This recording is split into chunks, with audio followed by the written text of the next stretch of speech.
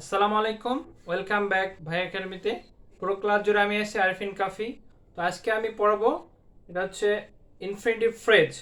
Infinitive ফ্রেজের structure, অর্থাৎ কীভাবে আমরা ইনফিনিটিভ ফ্রেজ চিনব এবং ইনফিনিটিভ ফ্রেজ কোন কোন জায়গায় বসে। তো চলো আমরা ক্লাসে চলে যাই। ইনফিনিটিভ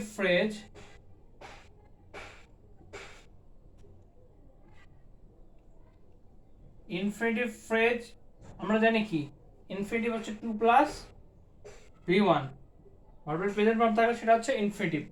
এই 2 প্লাস v1 এর সাথে যদি সামথিং ওয়ার্ড থাকে, অন্যান্য কোনো ওয়ার্ড থাকে, যেমন হচ্ছে সাম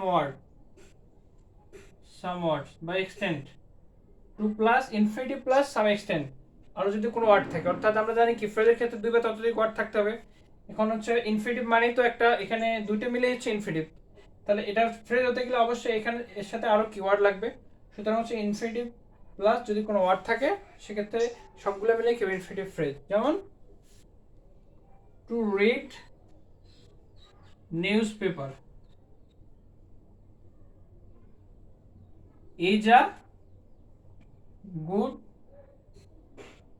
habit। এখানে এটা হচ্ছে ভার্ব, এর সাবজেক্ট হিসেবে হচ্ছে টু রিড হচ্ছে ইনফিনিটিভ, এটা হচ্ছে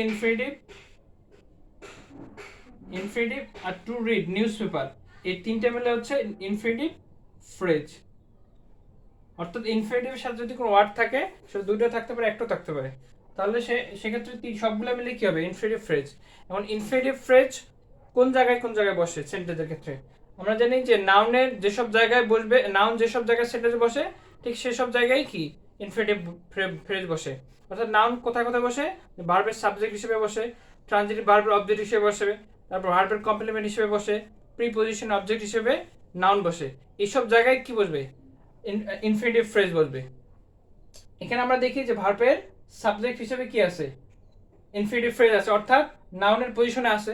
এরকম ট্রানজিটিভ ভার্বের অবজেক্ট হিসেবে বা বাকি যেগুলো আছে পজিশন, সবগুলোতে বলবে। আমি শুধু একটা দেখালাম, এরপর আরেকটা উদাহরণ দেখাই। এটা হচ্ছে I am glad to know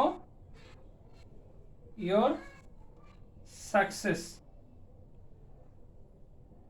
to know your success, এখানে টু আর নো দুইটা মিলে হচ্ছে টু প্লাস নো, এখানে হচ্ছে ইনফিনিটিভ, এবং এখানে ইয়োর সাকসেস। তাহলে ইনফিনিটিভের সাথে যদি একটা অথবা দুইটা বা তারও বেশি যদি ওয়ার্ড এক্সট্রা থাকে, তখন একটা কি ইনফিনিটিভ ফ্রেজ তৈরি হয়।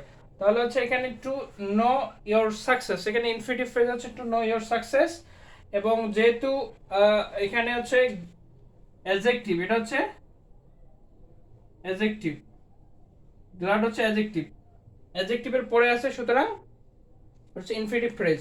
অর্থাৎ ইনফিনিটিভ ফ্রেজ কোথায় বসে, যে অ্যাডজেক্টিভ অথবা অ্যাডভার্বের পোস্ট মডিফায়ার হিসেবে বসে। অ্যাডজেক্টিভ অথবা অ্যাডভার্বের পোস্ট মডিফায়ার হিসেবে কি বসে ইনফিনিটিভ ফ্রেজ বসে। আমি প্রথমে বলছি নাউনের অবস্থানে ইনফিনিটিভ ফ্রেজ বসে, দ্বিতীয়ত হচ্ছে অ্যাডজেক্টিভের পোস্ট অর্থাৎ পরে বসে পোস্ট মডিফাই করবে, পরে বসে অ্যাডজেক্টিভকে মডিফাই করবে, অথবা অ্যাডভার্বের পরে বসে অ্যাডভার্বকে মডিফাই করবে। আমি এখানে একটা দেখালাম, অ্যাডভার্ব অথবা অ্যাডজেক্টিভের মধ্যে একটা দেখালাম, আর নাউনের যে চারটে পজিশনের মধ্যে নাউনের অবস্থার মধ্যে একটা উদাহরণ দেখালাম। আশা করি তোমরা ইনফিনিটিভ ফ্রেজ সম্পর্কে বুঝতে পারছো। আজকের ক্লাস এ পর্যন্ত, নেক্সট ক্লাসে দেখাবো, সে পর্যন্ত ভালো থেকো।